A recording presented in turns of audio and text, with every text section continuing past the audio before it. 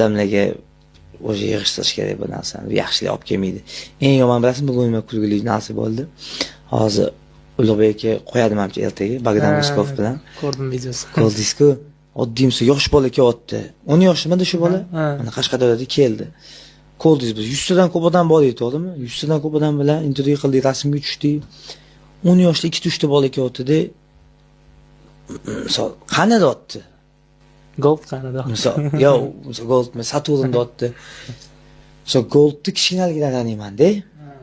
Gold qachab urushgan bayt-da, misol urushgan. Misol qanaqa deydi, qanaqa yo'q, endi men uchun Gold ko'rganman kichkinaligimda, respublikada urushgan, misol urushib qanaqadir konkurensiya qilgan bayt. Lekin boshqalar endi demoqchi bo'lganim, bolalarni ko'rasiz-ku, Saturn qani, Saturn nimaga kelmadi? Bogdan rostdan tanimas ekan. Ana aldamaydi. Tanimayman dotdi. No, email video qarang, yosh bolalarning miyasiga singib ketgan sportchi bo'lgandan keyin tasavvur qiling kattalarni. Bu degani bu bola 10 yoshli bola Saturnga havas qilgandan keyin tasavvur qilsizmi? 20 yosh bo'lgan nima bo'ladi? Saturn 05 bo'ladi-da o'sha. Shuning uchun odamlarga maslahat bergan bo'lardim sekin. Bu degani lichni, ya'ni noto'g'ri tushunmaylar odamlar.